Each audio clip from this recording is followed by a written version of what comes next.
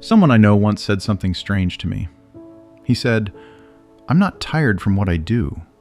I'm tired from never being where I actually am." At the time, I thought, that's a nice line. But honestly, I didn't fully get it. A few years later, that sentence caught up with me, and I realized it might be one of the most accurate descriptions of modern exhaustion I've ever heard. Because we don't just get tired from work, or from tasks, or from people. We get tired from the fact that we ourselves are almost never anywhere. The body's at home, but the head's still at work. The body's with the people we love, but inside, we're already rehearsing tomorrow's conversations. The body's on vacation, but the same loop keeps running. What I didn't finish, what people will think, what's coming next. And at some point, I started to notice something. My life wasn't getting heavier, it was getting thinner. The events were there, the tasks were there, the people were there, but me, somehow less and less. Over time, I gathered 7 things that made my life steadier. Not perfect, not painless, not the kind of life where I'm always calm and always understand. No, just steadier. These things didn't change my life in a week, but they started to bring back a sense of inner ground. And today, I want to talk through them, quietly. The first thing that made my life steadier: learning to come back to where I actually am. It sounds simple, almost too simple. But in any moment of your life, there are only 3 places your mind can be: the past, the future, or the present. In the past, nothing can be changed anymore. In the future, there's nothing yet to touch. The only place where life actually happens is right here. And I know how cliché that sounds, but try, honestly, to count how much of your day you spent somewhere your body wasn't. You eat, but don't taste the food. You talk, but you're already prepping your next reply. You lie down to sleep, but you're still living in tomorrow. You rest, but the anxious motor keeps running inside. I didn't see this for a long time. I kept thinking the problem was the number of things on my plate, that if I just cleared everything, finished everything, caught up, then I'd finally exhale. But life showed me something else. You can finish the work and still feel exhausted. Because exhaustion isn't always about tasks. A lot of it is about inner absence. There's a well-known study by 2 Harvard psychologists, Matthew Killingsworth and Daniel Gilbert. They built a phone app that pinged people throughout the day and asked, "What are you doing right now? And are you thinking about something else?" What they found was striking. About 47% of our waking hours, almost half, were mentally somewhere other than where we actually are. Almost half of life, we kind of live past it. For me, that wasn't just an interesting fact, it was a warning. Because if I'm constantly in the past or the future, I can't really hear the person in front of me. I can't actually rest. I can't make a clean decision. I can't even feel that I'm alive. So the first thing is simple. Come back to the moment. Not as some elegant philosophy, just as ordinary life. Sit down and feel that you're sitting. Drink coffee and actually drink the coffee. Look at your kid and don't, in that moment, think about work. Walk down the street and at least for a few minutes, be on that street. Not in tomorrow's worry. This doesn't make life easier, but it makes it real. And a real life is always steadier than a life you keep rerunning in your head. The second thing that made my life steadier: understanding that rest and distraction are not the same thing. For a long time, I confused these two. Scroll the phone felt like rest. Watch a show felt like a break. Open social media felt like switching off. Put something on in the background felt easier. But then I started noticing something strange. After that kind of rest, I wasn't calmer. I was just a little more scattered. It was like my head hadn't rested. It had just been handed a different shape of noise. And I realized a lot of what we call rest is really just changing the irritation. The work noise gets replaced by information noise. Anxiety about my own life gets replaced by anxiety about strangers' lives. The tiredness is still there, now with a screen in my hand. Real rest looks much more modest. Silence, eyes closed, a walk without headphones, 20 minutes where you're not improving anything, not studying anything, not proving anything. At first, that's uncomfortable, because in silence, everything we usually drown out floats to the surface. But that's exactly where a person starts coming back to himself. I'm not talking about some advanced technique. You don't need to turn it into a spiritual practice or another self-improvement project. Sometimes, it's enough just to give your head empty space. No podcast, no news, no valuable content, no urgent push to become better, just to be. And, strangely, this strengthens you. Because no one can live forever on incoming input. We need a place where we hear our own voice again. The third thing that made my life steadier: how I started talking to myself. I think a lot of people don't even notice how cruelly they talk to themselves. Dropped a cup. What an idiot. Something didn't work out. Of course, nothing ever works for me. Looked at yourself after a rough night. Ugh, what a mess. Said the wrong thing in a conversation. You should have just kept your mouth shut. The worst part is, we get used to it. We think it's just an inner voice. But often, it's not our voice at all. It might be a parent's voice, a teacher's, someone who used to put you down, a whole environment where you were always being compared, a past that ended a long time ago, but keeps speaking inside you. I asked myself once, would I say these words to someone I love? Would I tell a friend who messed up, "You ruin everything"? Would I tell a child, "What an idiot"? Would I tell someone who's hurting, "You brought this on yourself, you should have been tougher"? No, I wouldn't. But to myself, I did. And many people do. That was a turning point for me. I realized this inner conversation isn't a small thing. It's not just thoughts. It's the atmosphere you live in every single day. If contempt is constantly running inside you, you cannot truly be strong. You can be tough. You can hold it together. You can endure a lot. But strength is something else. A strong person isn't the one who breaks himself. A strong person is the one who can honestly admit a mistake without destroying himself over it. So I started learning to speak to myself differently. Not soft in a weak way. Not in a way where I let myself off the hook for everything. Not in a way where I'm always right. Just the way an adult would speak. Yes, I messed up. What can I do now? Yes, that didn't work. What's the lesson? Yes, that was hard. But I'm still here. And one more thing matters here. I'm trying to regret less. Because regret can look noble from the outside, but inside, it's often very cruel. We demand that our past self should have known what he couldn't possibly know yet. We judge our old decisions with the mind we have today, when we were making them with a different mind, different experience, different depth. In that moment, you did what you could. Maybe not perfectly, maybe with mistakes. But from where you were standing, that was as far as you could see. Now you see more. And that's not proof that you used to be a bad person. It's proof that you've grown. The fourth thing that made my life steadier, a simple rule: don't remove, replace. For a long time, I thought bad habits were beaten by willpower. Just get yourself together. Just stop. Just don't do it anymore. But then I saw that almost never works. Not because the person is weak, but because a habit doesn't just live in your intention. It lives in your context. The evening, the couch, the phone within reach, the same route home, the same person, the same kind of tiredness, the same button you press almost automatically. If you just tell yourself, "I won't," but leave everything else the same, it comes back, almost always. Because empty space doesn't stay empty for long. If you remove a habit but don't put anything in its place, the old one returns.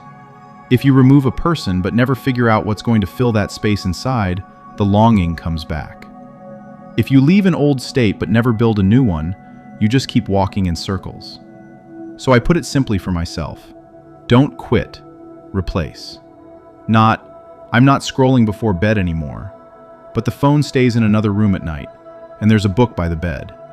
Not, I'm done living in anxiety, but when the anxiety rises, I take a 10-minute walk and come back to one specific task. Not, I'm cutting that person out of my life, but during that time, I call someone I feel calm with, or I do something that brings me back to myself. This sounds very domestic, but that's where the power is. Sometimes life changes, not from a big moment of inspiration, but from a phone moved into another room. Not from a grand decision, but from no longer keeping sweets in the house. Not from a promise that starting Monday, I'm a new person, but from setting up the new route in advance. We often want to defeat ourselves. Sometimes we just need to help ourselves. And if you put the first 4 things together, there's a quiet line running through them.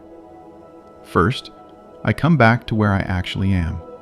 Then, I give myself real rest, not just new noise. Then, I start hearing the tone I'm speaking to myself in. Then, I stop fighting myself with willpower and start helping myself through replacement and the right context. It's not about becoming a different person, not about pulling myself together once and for all and living right from Monday on. It's something quieter than that. Stop being your own enemy. Because most of the time, we're not weak. We've just been living against ourselves for too long. Not where we are, not resting, just refilling our head with noise. Not supporting ourselves, pressing down on ourselves. Not building new habits, demanding the impossible inside the old environment. And when you start noticing that, there's a little more order inside. Not perfect order, but the kind you can actually breathe in. After that, the next layer begins. It's not enough to just remove the noise and stop fighting yourself.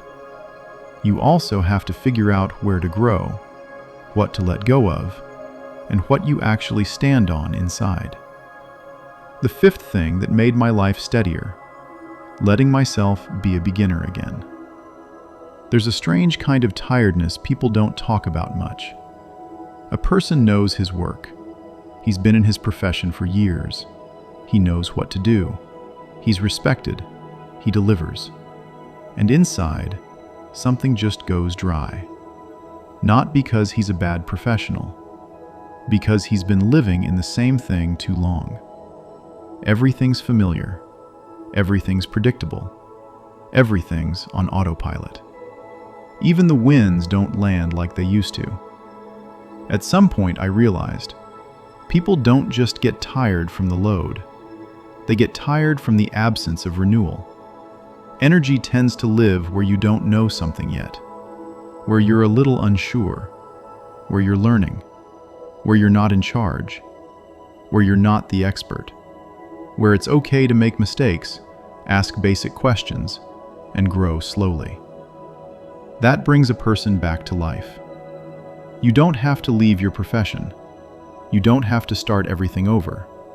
Sometimes it's enough to find an adjacent area. If you shoot, try writing. If you write, try being on camera. If you work with your hands, try learning something creative. If you think for a living, try something physical. If you're used to controlling everything, try something where you're a complete beginner. Not for money, not for status, not to urgently become the best at it. Just to bring back the feeling of being a living person. Because there's a part of us that starts to suffocate when everything has long been figured out. And sometimes, the simplest way to feel alive again is to honestly stand somewhere you don't know yet. The 6th thing that made my life steadier: the question that helps me let the past go. Everyone has something that won't let them go. A conversation, a person, a chapter of life, a city, a job, a relationship, a moment where something broke, or, on the contrary, where something was very good. A year goes by, 5, sometimes 10, and it's still alive inside. For a long time, we keep asking the wrong question. Why do I still remember this? Why can't I let it go? Why do I still get pulled back to it? But over time, I realized something. we rarely miss the person or the situation itself. We miss the state we were in when we were near them. Not the person himself, but who we were beside him. Not the old job, but the feeling of being needed. Not that city, but the feeling of freedom. Not that period, but a version of ourselves who still believed in something. Not the relationship itself, but the feeling of being seen, heard, chosen. And that changes everything. Because if I think I need that person, I stay a prisoner of the past. But if I understand that what I need is the feeling I had near him, then I have a path. I can ask, what feeling am I actually missing? What exactly did I lose there? Where is that absent from my life right now? And how can I start bringing that back, without that person, without that situation, without that version of the past? Sometimes the answer is simple. I'm missing freedom. I'm missing being respected. I'm missing quiet. I'm missing the feeling that someone really listens. I'm missing a life where I'm not always required to be strong. And then the past stops being a prison. It becomes a clue. Not, give me that time back, but show me what's missing now. That makes a person steadier, because you stop waiting for someone from your past to hand you back to yourself. And slowly, you start handing yourself back to yourself. The seventh thing that made my life steadier: understanding what my confidence is actually supposed to stand on. We often build our confidence on things that can be lost, on work, on money, on a relationship, on how we look, on recognition, on status, on health, on what people think of us. I'm not saying any of that doesn't matter. It does. It really does. But all of it can change. A job can disappear in one conversation. A relationship in one breakup. Money in one downturn. Health in one phone call from the doctor. Looks, just with time. Recognition in one wrong move. And if my whole confidence stands on that, then inside, I'll be afraid all the time, even when everything is fine, because deep down, I'll know this can be taken. I've seen people lose almost everything external. At first, it looks like the person himself goes with it. But then, if he goes through it honestly, something else shows up. What stays is the ability to get up. What stays is a word he doesn't want to betray. What stays is character. What stays is the ability to sit through a hard day without burning everything around him. What stays is the capacity to love, even after pain. What stays is conscience. What stays is an inner spine. That you can actually stand on. Not because it guarantees an easy life, but because it's not so easy to take away. But there's something even deeper, because even character cracks sometimes. Even self-control runs out. Even a strong person can one day sit down and say, I can't do this anymore. That's when it matters that underneath all of our accomplishments, roles, and effort, there's something deeper still. For me, it's the idea that a person's worth doesn't start with his success. It doesn't start with his usefulness. It doesn't start with how much he earned, who he held on to, what he achieved, how he looks, or how many people approve of him. There's something in a person that was there before any of that. Some call it the soul. Some call it the creator's design. Some call it the deeper self. Some just say, there's something in me that doesn't reduce to my mistakes and my losses. When a person begins to stand on that, life becomes steadier. Because work stops being the source of your worth. It becomes a place where you serve, where you grow, where you build something. Relationships stop being proof that you deserve love. They become a space where you actually learn to love. Money stops being a measure of you. It becomes a tool. Approval stops being oxygen. It becomes just feedback. And inside, there's less fear. Not because everything is under control, but because you're no longer resting your full weight on something that could disappear tomorrow. These are the 7 things that made my life steadier. To come back to the moment. To rest in real silence, not just trade one noise for another. To speak to myself without that quiet cruelty. Not to remove things, but to replace them. To let myself be a beginner again. To stop looking for the past and start looking for the feeling I miss. And to build my confidence on something deeper than circumstances. I'm not going to pretend I live by all of this perfectly. Of course I don't. I forget too. I lose it too. I disappear into my head too. Some days, I'm tired not from the work, but from myself. But now at least, I know where to come back to. And if I had to put all of this in a single thought, a steady life, for me, isn't a life where nothing hurts. A steady life is one where you don't lose yourself quite so easily. You can get tired, but you know how to come back to the moment. You can make a mistake, but you don't destroy yourself over it. You can lose an old support, but you start looking for a deeper one. You can miss the past, but you understand it's not that day and not that person you need.